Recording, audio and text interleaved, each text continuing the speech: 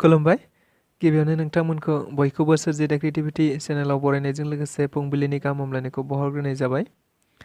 दिनैनि माखासे निउस आपडेटफोरखौ नोंथांमोननि सिगाङाव फोरमायथिना होनो आवगायनाय जालायबाय। नोंथांमोनहा भिडिअखौ नायनानै मोजां मोनोब्ला लाइक खालामगोन होनना आसा खालामबाय। लोगोसे इउटिउब चेनेलखौ दाबो साबस्क्राइब खालामाखैबा साबस्क्राइब खालामनानै लानो थाखाय गुरै खावलायनाय जाबाय।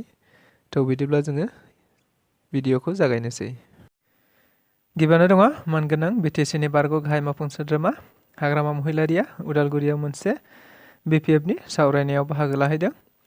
जों बयबो मिथिगौ दायो लकसभा एमपि बिसायख'थिया खाथिनिफ्राय खाथिसिन सफैगासिनो दङ, जेराव बे बिसायख'थिया 2024 मायथाइयाव जागोन। बेखौ नोजोर बोनानैनो दायो राजखान्थि दोलोफोरा लासै लासै बायदि बायदि सावरायलायनायखौ जुरिनो हमहांनाय बायदिनो मैया बिपिएफ हान्जायाबो उदालगुरि जिल्ला बिपिएफनि मावखुलियाव मोनसे सावरायलायनाय जायो।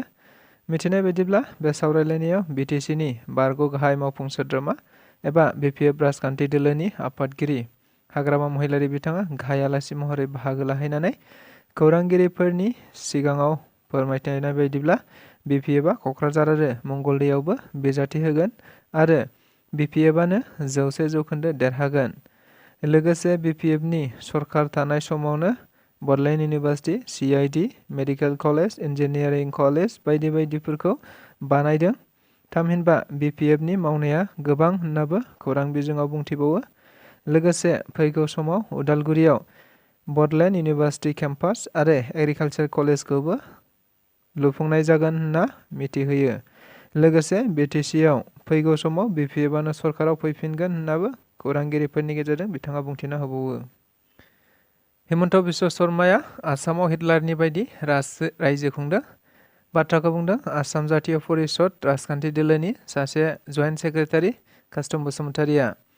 बिथाङा आथिखाल आसामाव सोलिबाय थानाय बायदि बायदि थासारिखौ लानानै मैया खौरांगिरिफोरनि सिगाङाव बुंदोंदि थांनाय समाव आफार आसामाव हिमन्त बिश्व शर्माखौ नङा सर्बानन्द सन'वालखौ मोजां मोननानैसो सुबुंफ्रा बिजेपिनो भट होदोंमोन।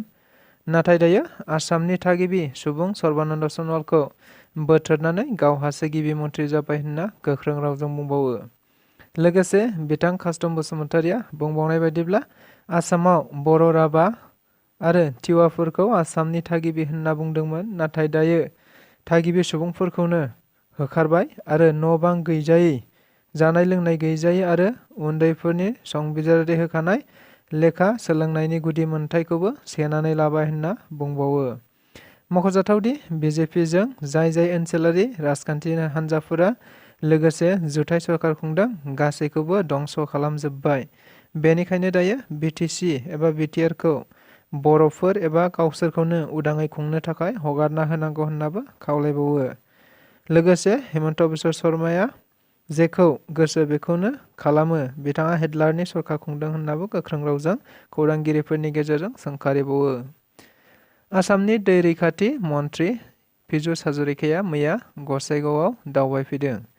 मिथिनाय बायदिब्ला बिथां मन्थ्रिया गसाइगावआव थानाय मोनसे बोसोरे बोसोरे खुरखानानै ओनसोलनि गोबां सुबुंफोरखौ जेंनायाव खोख्लैग्रा संकस दैनि खुरखानायखौ नायगिदिंफैनाय जायो। लोगोसे बिथां मन्थ्रियाबो बे जेंनाफोरखौ थाबैनो सुस्रांगोन होननाबो खौरांगिरिफोरनि गेजेरजों बुंथिना होबावो। आयेन बेरेखा सरकारनि हायाव थाग्रा सुबुंफोरा बिटिआर सरकारनिसिम निमाहा बिदों।